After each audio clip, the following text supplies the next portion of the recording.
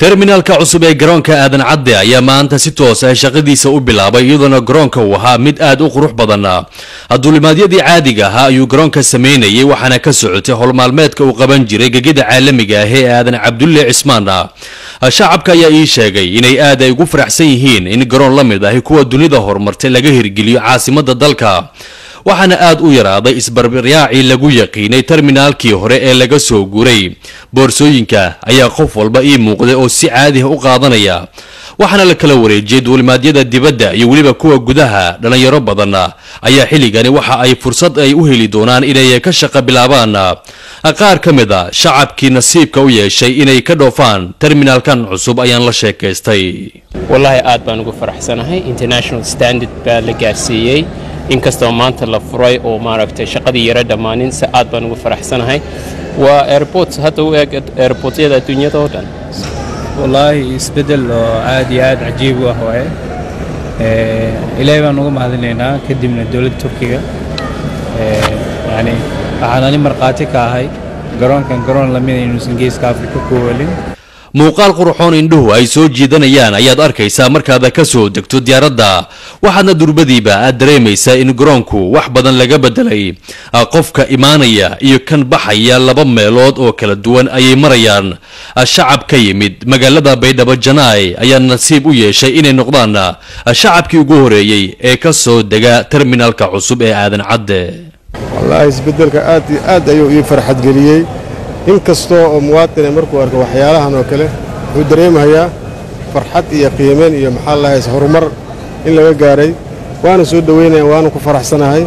wasiiru dawlaha wasaaradda arrimaha gudaha Cabdirashiid Maxamed Xidig iyo waliba wasiiru dawlaha wasaaradda warfaafinta Maxamuud Cabdi Xasan Beekosa ayaa ka mid ahaa madaxdii ugu horeysay ee ka dhoofay terminalka cusub ee aadan Cabdulle Cismaan ee magaalada Muqdisho. aad u fiican yahay, waa ila qurux badan yahay. I don't know maamulkiisa sida uu yahay. waxaan u jeedaa inuu aad u dhiban tahay in la soo galo. dabcan immigrationkii Soomaalida iyo shaqaalihii wasaaradda arrimaha dibadda iyo amniga iyo kullina ma u jeedo. so kulli bilow ilaa dhammaad waxaad moodaa in shaqaalo Turkiya ay rangaraynayaan. laakiin meelaha qaar Soomaaliya joogto ka shaqeynaysa shaqaalahan ay qorteen laba raba, laakiin waxa loo baahan yahay immigrationkii iyo dadkii kale ku shaqada lahaa. marka Turkiga waa soo dhaweynaynaa shaqada ay qabteen. waxaan ku faraxsanahay inaan arko qaybtan cusub oo casriga ah. marka aadan u soo dhaweynaynaa fursaddan u helnay maanta inay noqoto baasijirka ugu horeeyo ka dhoofo airportkan. annaga taariikh ay noo tahay, iyagana Soomaaliya magacay ku tahay meel walba ay joogaan inay ku talagalaan in airport cusub loo dhisay. mid ka mid ah madaxda shirkadda Vavori ayaan wax ka weydiiyay terminalkan cusub iyo waliba hawsha uu maanta u bilaabay. How can I think today the new terminal started the work. So how is the work is going on? First, thank you for visit us. It is the first day we started to operate the Aden Abdullah Airport. It's the 26th of March 2015.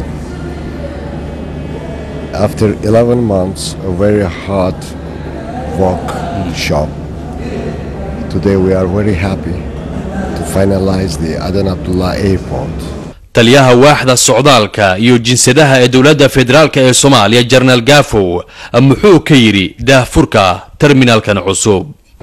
in maantay dawladdu ku guuleysatay inay 2015 new terminal la furo, terminal cusub la furo.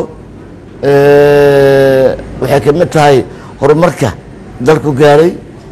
marar badan aan ka hadalnay oo sheegnay in garoonkan casri u noqon doono. maanta wuxuu ka mid yahay waqtigan hadda hadlayno garoomada casriga dunida ku taalo. terminalka cusub ee garoonka aadan Cabdulle Cismaan oo maanta la howlgeliyay ayaa waxaa ka muuqanaya isbedel xoogan oo marka loo eego duulimaadyada uu sameynayo garoonka, kuwa gudaha iyo waliba kuwa caalamiga. Salmaan Jamaal Saciid TV-ga caalamiga Universal, garoonka aadan Cabdulle Cismaan magaalada Muqdisho.